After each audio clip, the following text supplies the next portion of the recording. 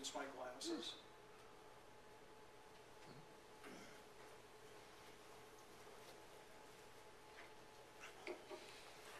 So anyway, this is the old post office in downtown Minneapolis about 100 and some years ago.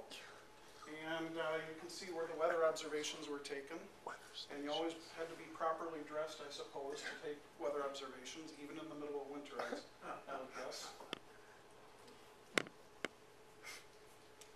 We moved out to the airport, and we were on the top floor right there.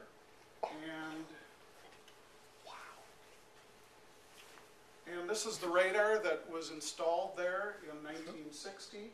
I sat down at that radar for several years, and the sweep would go around and you'd use a grease pencil and draw on the glass, and you could track your storms that way. And you'd be looking at images like this. This is from May 6 of 1965, when some of the tornadoes were going on. And how anybody could be able to figure out that they needed tornado warnings, I don't know, but they were getting reports coming in, and so the warnings went out. But you look at something like this, or maybe that, and there definitely were tornadic-looking signatures at the time. Well, 1995 we moved out to Chanhassen because it's much better for a radar to be on the outskirts of the metro. So this is what our building actually looks like, and here's the radar tower itself. It's about 90 feet tall, and then on top of that is a 28-foot wide dish inside that sphere. So when, I always get amused when Channel 5 said we have the most powerful radar.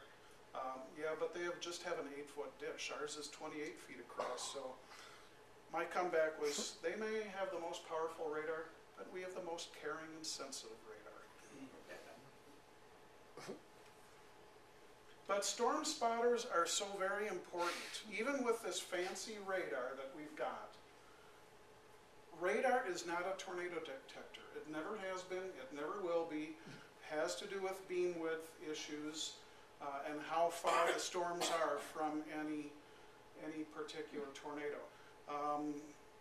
A tornado, to be seen by radar, has to be twice the size of the beam width. And the way the beam width works, I think I think it's 0.94 degrees if I remember right. And essentially you wind up, by the time you're 25 miles out, that beam is half a mile across.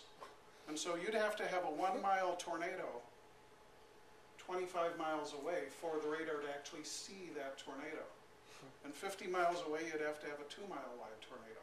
So you're not going to get that. So radar is not a tornado detector. Instead, we infer whether or not there might be a tornado based on those radar images. So spotters really are the eyes of the community, the eyes of the National Weather Service. It helps, your reports help give us the ability to make those warning decisions in real time and get those warnings out to the public. And something that we saw just in June that I'm totally convinced of, the reports that we were getting from weather spotters and weather chasers on June 17th, when there was that massive tornado outbreak, you'll see that in a little bit, massive tornado outbreak that clobbered Wadena and rural areas around Albert Lea. In the areas that I talked to around Albert Lea, virtually everybody was in shelter. Why? I'm convinced it's because the reports of actual tornadoes were being distributed by radio stations, by TV, and over the internet, and by people just calling each other over the phone.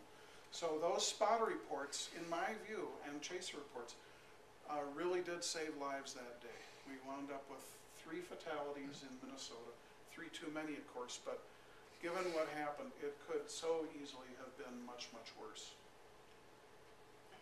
Well, here's what we see, radar images.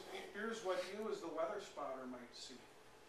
And so, again, we look at these images and try to make sense out of them and infer whether or not there might be a tornado, but we don't know for sure. We have to actually have spotters out there letting us know for sure.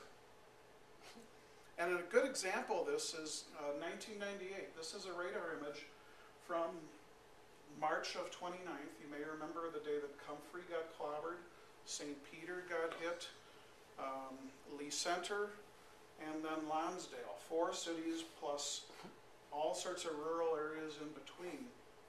And this radar image is about 20 miles after it had gone through Comfrey. And this dark red area is as obvious a hook as you're ever going to see, especially given the radar presentation methods that we had back in '98. So this was as obvious an image as you're ever going to see of a possible tornadic storm. But as impressive as this is to me, it still doesn't tell me for sure whether or not there's a tornado. We had to infer whether or not there might be a tornado. On the other hand, we had spotters and citizens just calling in with reports, letting us know that there was a tornado. So by having a spotter report out there, that's the only way we knew for sure that there were tornadoes. One of the great spotter reports that day, an amateur radio operator from St. Peter, who was near the city of Nicollet, described a tornado 2 miles west of Nicollet and another one 2 miles east of Nicollet. That was one of the great spotter reports that helped out that day. And again, that was an amateur radio operator out of St. Peter that provided that report. So anyway, here's this image. This is the time at which I'm going to bring up John Wetter. Mike introduced him, but there is a very, very significant impact that John has had on our office. He's a volunteer for us, and but yet plays such an important role helping gather reports from the weather spotters. So, John, take it away.